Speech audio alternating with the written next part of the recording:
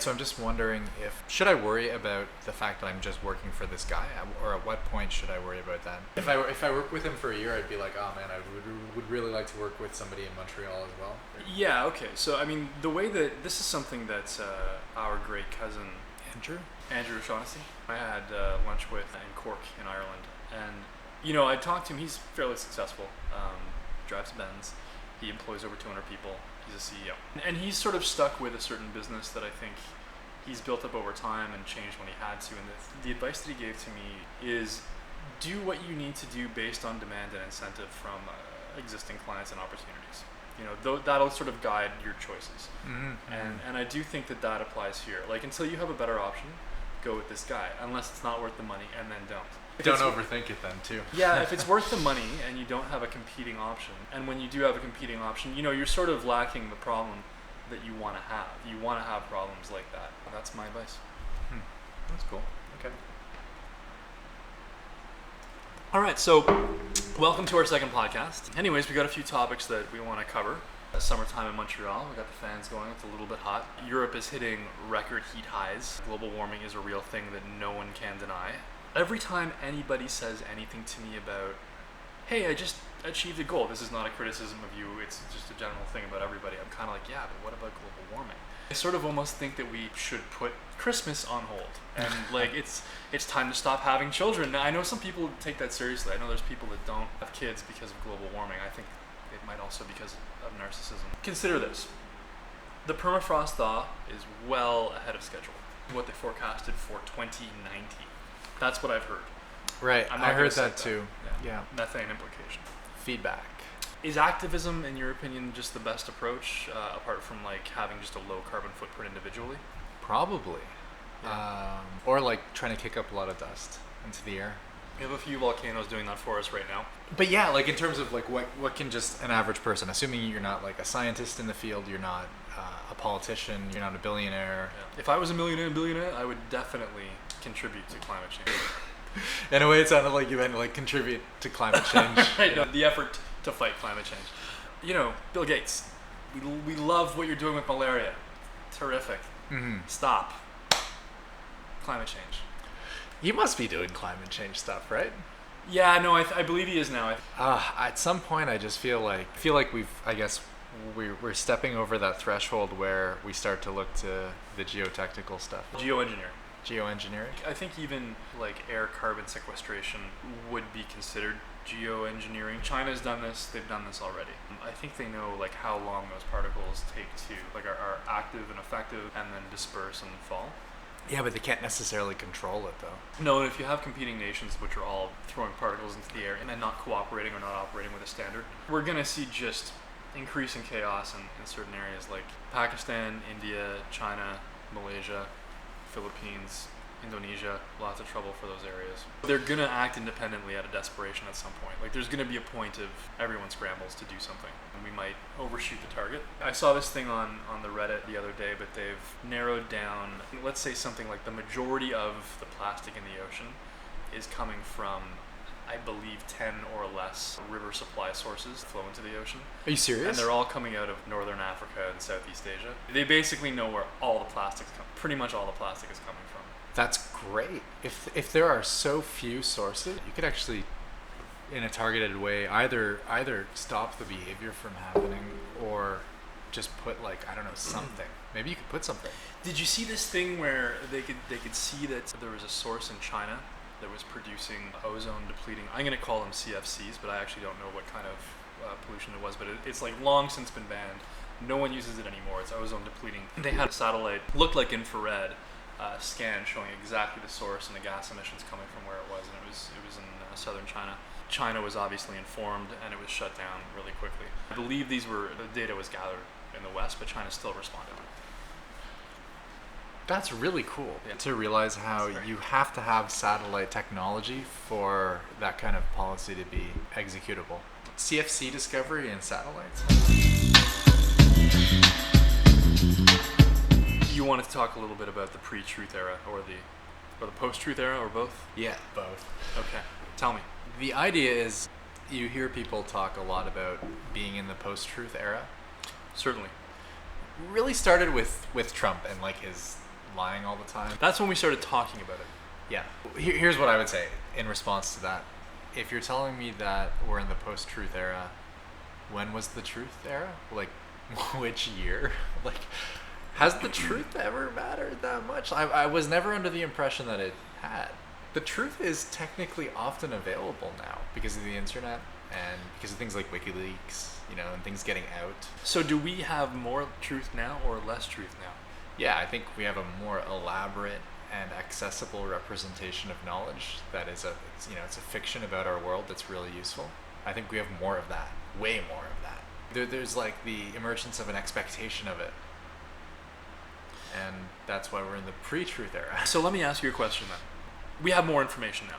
Whether it's truth or it's false, there's more of it, which gives, more opportunity for propaganda, but it also gives more opportunity for truth. And this is just an a priori question, your opinion. 1950s, you don't have as many channels of information.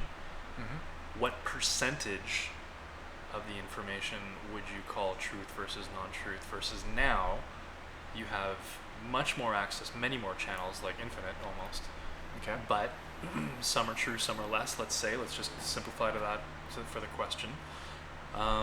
What percentage now? And the question really being, do we have more truth now or less truth now by percentage of total information delivered? Yeah, that's a really subtle question. It's about the distribution of credence among factors predictors, right? So do we distribute our credence to the things that are actually predicting things that we care about? I think that it has gotten better and better and better, so that we're better able to just discard with things that just are superstitious, which is not to say that we're generally good at that, not at all. It's still like a majority of superstition that we're talking about. So where do you, if I may ask, like where do you can plug where you get what you would consider your closest hits on the truth? And I think I'll caveat that with, we understand that we get multiple sources because every source is biased. Truth about what though? What? About the state of affairs, of the state of world affairs. World power, but right down to how it affects local power too. For that stuff, Jimmy Dore, Secular Talk. I like Secular Talk, I like Jimmy. I watched the David Pakman, and I watched the Joe Rogan. I've seen a few clips of Steven Crowder where I've been like, okay, well done. You kind of got like a good thing there. I'm a conservative libertarian. I don't like Steven Crowder. But my real question is, where do you go to from establishment sources? What are your establishment sources? Like, what do you peruse? MSNBC sometimes. I prefer to filter it though, and I'd much rather see it through Jimmy Dore. You like having it chopped up first? The baby bird needs it chewed up. There's a lot more information in it. He'll do the thing. No, the analysis is. Chuck Todd has a guest, and then he says, "Oh, it says retired general. Let's look this guy up." Oh, turns out he's on the board of directors of Raytheon. That's really interesting when that happens. So, I mean, on that topic, General Kelly, Trump's chief of staff previously, who retired, he either is like a chairman or on the board of directors of the company that is profiting from the imprisonment of the children that have illegally entered America. Wow. That shows extensive innovation in evil. Like, he's really innovatively evil. I didn't see that coming. Yeah, that is kind of supervillain level evil. Yeah. It's bad. I know, and he's the kind of guy who's disgusted with Trump, but I wonder if his disgust comes from Trump's reckless disregard for the evil ambition. I think that Trump's got his own narcissistic ambition that you could say is evil, and that's probably true, but I don't think it aligns with the machines. Yeah. And I wonder if Kelly's objection to Trump was based on the machine. The post-truth era. I think you have to mine the truth a little bit. In poker, I make a bet, and I see how people respond, and I sort of get a hit on a thing I don't know a lot about, and I try to read its biases. How does the bet I make ricochet in a response? And you do enough ricochets, and you get a feed on what's really out there, and that's sort of how I treat my news media. But I'm betting on, can you tell me something that gives me information that I can trust? Right. But that's the level of my skepticism. It's like if some fact lines up and it's an eigenvector of that. Can you quickly unpack eigenvector? When a matrix acts on a vector, usually it'll like rotate it or stretch it or something. Those vectors are the eigenvectors of the matrix, the ones that are stretched but not rotated. Okay. And so what's interesting is if the matrix has acted on it, and you know that the bearing of the direction is still the same. Okay. And so it's kind of like if if you look at the interests of the agent involved, their eigenvectors are, there's certain facts that are eigenvectors where like they might overemphasize it, but like it's true. I do think the media's gotten better. I do watch Fox News here and there. I do watch BBC. I do read Reuters. I do watch CBC. And I actually would say The National is worth a watch.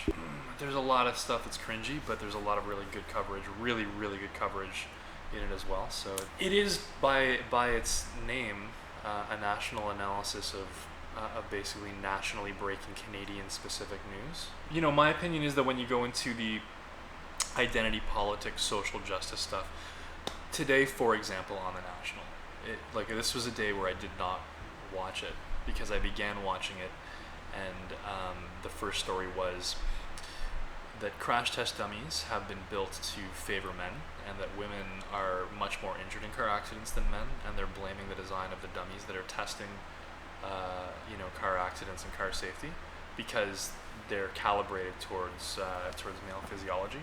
So I was like, okay, well, maybe. Yeah, maybe. You know, the statistics are clear that women fare worse in car accidents, and they don't have female-specific crash test dummies. So we do have something to look at there. Okay. So I'm like, okay, let's hear it out, and they made no compelling scientific claim or any point of analysis or criticism. All speculation, and it had to do with like, what if she's ovulating and what if her breast is getting in the way, and I was kind of like,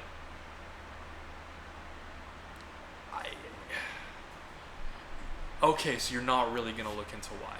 I see what you're saying. I think you had something there, but you strictly were only there for the identity politics, and when it came to the serious analysis, you just went for like a few easy talking points. There was no real study of why. So in your view, that was sort of a waste of time, that story? The kind of bias that I don't need. Like, I get it, and part of me is sort of like, do you think that men don't watch your show? It sort of felt like an episode of Oprah Winfrey or Dr. Oz, you know? Yeah. But The National is good. Well, you're making a good case for it. I mean, your examples make it. Well, I didn't like that, so I turned it off. But they do some excellent analysis. Shady light. They've done some great coverage of the China conflict with Canada and all that. Yeah, China's been on my mind a fair bit, mostly because the States have forced our government to deal with, what's her name now? It's Meng Wanzhou or something like that. Meng. Anyways, the CEO of Huawei. Which I think we did the right thing, which was to detain her. I think that's the right thing to do. I think that the United States is our ally, they're our neighbor. I think it's a good thing, and there's a bit of context quickly because I'm going to throw it to you. There's a lot of pressure because they've detained more than two, but two notably Canadians, one of which they're threatening with a death penalty. They're just not buying canola from Canada anymore. Now they're not buying pork from Canada anymore. These are obviously all punitive for the detainment of the CEO of Huawei. Your thoughts? I certainly feel like a healthy amount of distrust towards Huawei. Kind of the tendrils, the spying tendrils. It seems like everyone's sort of on track. Like, this is how adversarial countries are, who have trade but still adversarialness. This is how it goes. This is how it goes. This is what you. Okay, that's fair. Seems like everyone's doing their job. That's fair to say. I might challenge that a bit. I wish that they could expedite the extradition on the state side. Yeah. Because the states are being a little bit clumsy and slow about it, in my opinion, and drawing it out, and just I think using it as leverage. They're really grinding. So they're still doing this? Yeah. No, she has not been extradited. Oh my God. Exactly. So not everyone's doing their job. But also, I think I would prefer a leader in Canada who is going to speak out strongly against the Chinese influence and interests in Canada. China has their tendrils in Canada in a number of ways. They influence our media. The CBC has a good expose on this. They influence our media. They lobby and influence our politicians and policy. They buy all of our land, all of our private land in urban areas. So in a number of ways, they're integrated into our society, and I don't think the Chinese government has its best interests in anything but the Chinese government, and I think its own people know that. I'm happy that Trump's posturing and challenging of China is exposing China for what it is. I'm happy that Canada is having to deal with China as an antagonist, because China has always been that, but they're veiled. and now the veil is off, and that's good in my opinion. I want a leader who is going to speak openly about the threat of China, to take it on proactively and identify what it is. I think we should wean ourselves off of Chinese trade. Like insulate our civilization.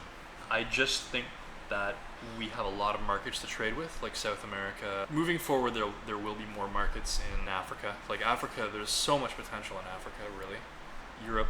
But if you consider all of our allies, including Europe and South America, Central America, I think we have a lot of people we can do trade with. Mm-hmm.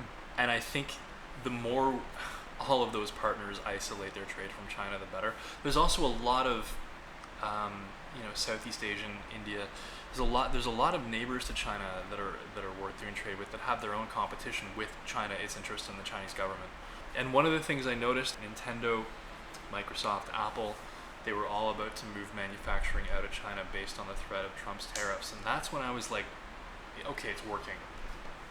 That just hit them. That's the thing that kind of thing will hit them. And that preceded the G20 in Japan. Maybe that was strategic and perhaps a point of leverage for the States. Huh. But Nintendo was on it, Microsoft, Sony, they were all like, yeah, we got to move manufacturing out of China. Well, not all of it, but they have to start, right? I think we need to give it to China. Sure, yeah. Any concentration of power. We should give it to China. We should give it to Google, Amazon, if you're American, or America. Amazon is killing it. Yeah, Amazon's really just leached everything out of it. I was going to buy some flip-flops, and I was like, okay, it's $80 for a nice pair of flip-flops at the place up the street. And I'm like, oh man, I can get like flip-flops that look the same for $35 on Amazon. Yeah. Like Amazon's killing Walmart. When it's killing Walmart. Yeah, seriously.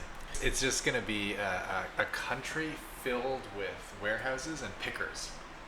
Picking stuff for each other. Gross. Sounds great, eh? Yeah. We got an election coming up. Are you going to vote? Do you usually vote in the federal elections? Yep. Last time Trudeau? No. Really? Mulcair. Okay, you voted NDP. NDP. Yeah, that's fine. Mulcair is a leader, a respectable leader, I think. Mulcair, did okay. I think this time I'll vote Green, probably. Is it Elizabeth May? Is that her name? I assume it's Anyways, her. May. But Yeah. Theresa May, I might get mixed up. But May is, I think, a very capable, adept leader, to be honest. And she's done it for a while now. Yeah. Now, I don't know if she could be a prime minister, but she's done well with the party she has. Have you watched her in debates? She's like very solid. I think that respectively in different places, like you'll see it in Europe, you'll see it in Australia, you see it here, you see it even in the States, the Green parties get more and more credibility every election cycle. It's too late, but I think that kind of thing... It's not too late until we're all dead. Man, the next 10 years are very important. Better that the Green Party is... Greenness is relevant. I don't know about I think the a Green vote- Party in particular. Right. It's a very third-party vote, as I would put it I if think I was in the US. the Green Party is a respectable vote.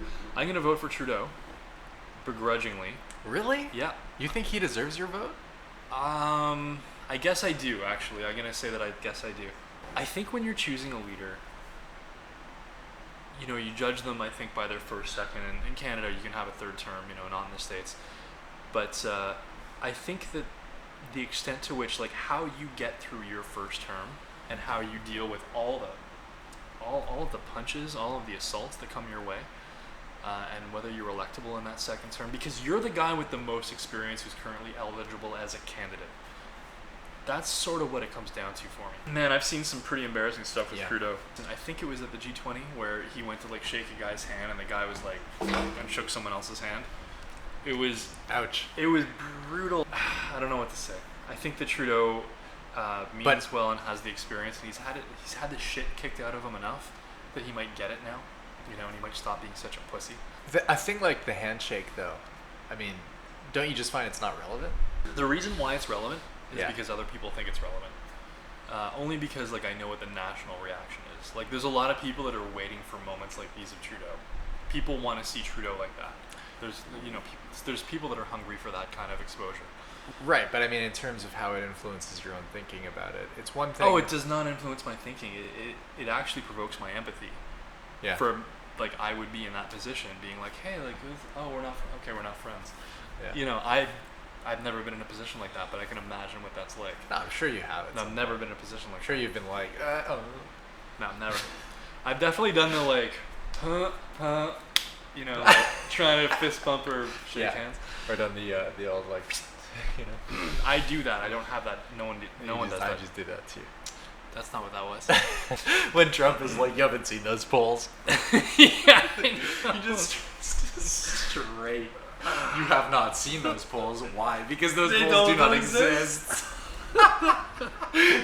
Jedi mind trick all the way, as if he thinks he can. It's just, you know, like Trump is not. So I do want to say one thing though. Trump is not getting a second term, and Joe Biden's whole thing is, I'm the one who's gonna defeat Trump. He's gonna defeat Trump. Anyone. Everyone's gonna defeat Trump. That's not the thing anymore. The thing is actually policy. That's If right. Buttigieg can beat Trump and the polls say he can, then anyone can beat him. And Bernie should be the one to do it. Yeah, Bernie with Tulsi. Bernie Tulsi, Bernie Andrew Yang, Bernie Elizabeth Warren. You know, all that stuff's fine. Anyone can beat Trump now. Bernie Sanders. Millionaires and billionaires. Debbie Wasserman Schultz. 1%. It's rigged. 100% number. No. All right, we'll end there. Good night, guys. Good night, everybody.